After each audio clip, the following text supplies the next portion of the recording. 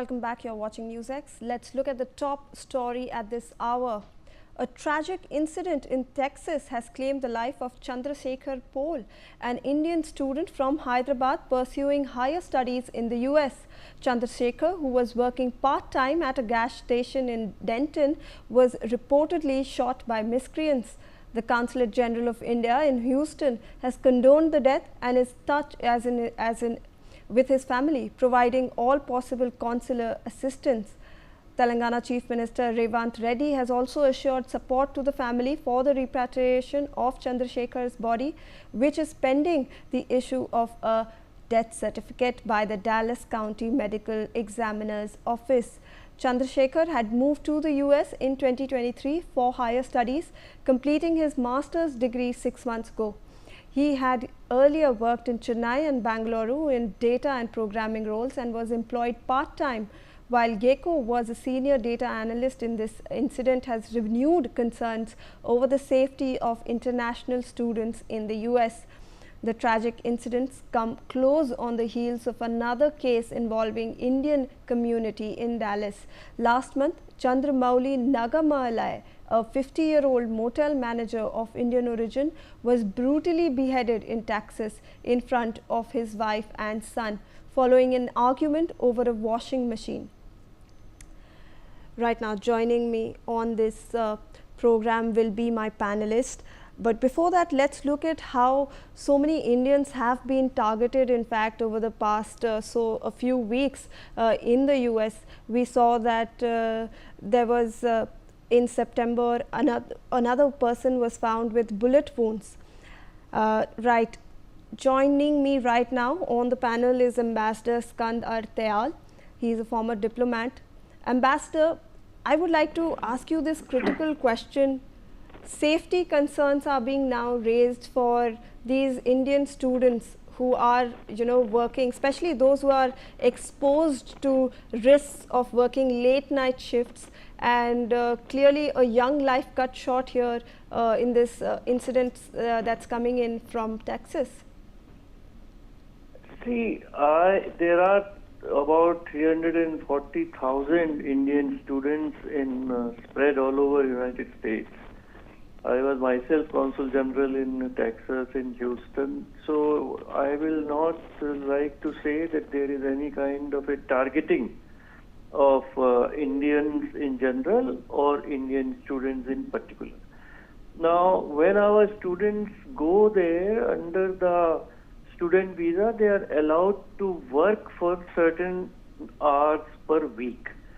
And since during daytime, most of the Indian students study, so they sometimes end up working during late hours, evening, late nights.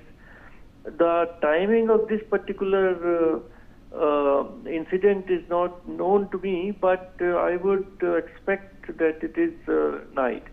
Now in America, we all know that it is a very crime-ridden society. It's so easy to get guns, there is no license, and a lot of drugs are also there. So people come to rob the gas stations because they work 24 hours and there is cash also in the register.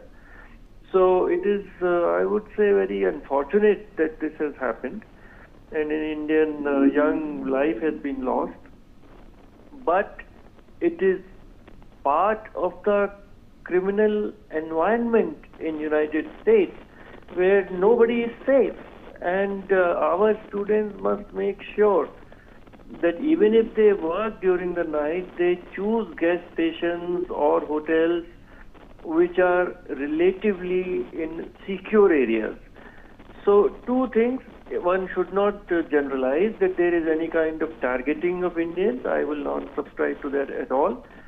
But at the same time, Indian students who work odd hours, night times, they should take care of their own safety. I recall about 7-8 years back, there was a lot of problem in Australia. And it was said that Indian students are being targeted and this and that, which was all wrong, which was absolutely false. Because in the night, the Indian students used to walk to the workplace and they were unfortunately being mugged and robbed, and sometimes there was some violence. So one should be very clear about what we are witnessing, and not try to generalize or blame American society and American people in general that they are targeting Indians. I don't agree with that at all. All right, Ambassador Tayal, please stay on with us. I'll just welcome my another panelist, Professor Madhav Nalapat, who's the editorial director of the Sunday Guardian. Professor Nalapat, I'll come to you with a similar question, even though Ambassador Tayal has said that we should not make any generalization. However, we have seen a lot of incidents over the past few weeks. In September, we also found another student dead with bullet wounds and under mysterious circumstances. It's still not clear what happened. We also saw that another 50-year-old was beheaded in the same area. In January, we saw that a person was shot, and it's clearly we are seeing a lot of Indians being targeted. What do you think? Should we make this generalization, or it's a one-off incident that's coming in? No, it's not a one-off incident, unfortunately, and it's not just Indians who are being targeted. It's all kinds of people are being targeted. And you saw, for example, attack on a Mormon church, a church of Latter-day Saints, because they have a different take on Christianity than many other Christians do. So you had that attack, and now you're seeing a huge increase in hate in the United States. The conversations have become very polarized, and unfortunately, jobs are not easy to come by.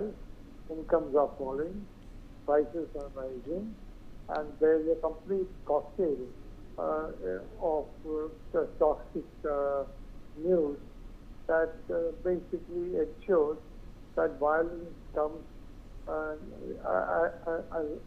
almost naturally to many people. And you're seeing this kind of shooting and killing taking place in the United States on, I wouldn't say daily basis, at least a weekly basis. So I would agree with the ambassador that you cannot generalize. It's not an attack on Indians as such, although I must point out that there are sections of U.S. society that do not like the way Indians have worked very hard and they're doing very well, and they do not like that at all. So there has been certain targeting of Indians. There's no doubt about that. Whether this was caused by that or this was caused by a routine hate crime or routine criminal action, we are yet to see. But it is a fact that the successful Indian community has been unwelcome to many people, and as a consequence, some of them have resorted to violence against the Indian community. Right. I'll come back to you, Ambassador Tayal, on this, on an issue where complexities are also involved in the repatriation. You know, there are delays in the issuance of death certificates, and it's a very lengthy legal, and there are so many bureaucratic delays as well.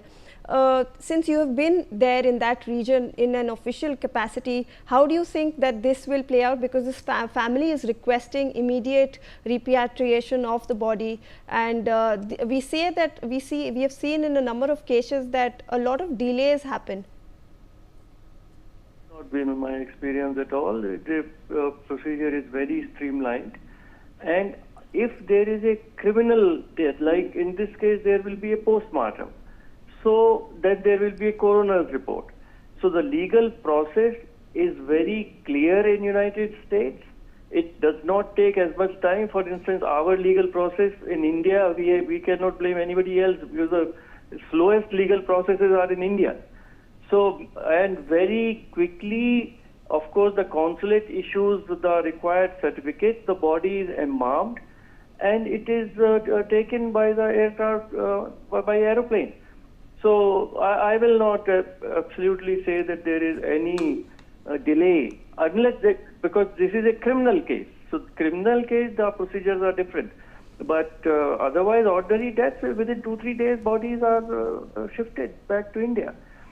So let us not try to sensationalize this thing. You know, as a news channel, you should not try to sensationalize.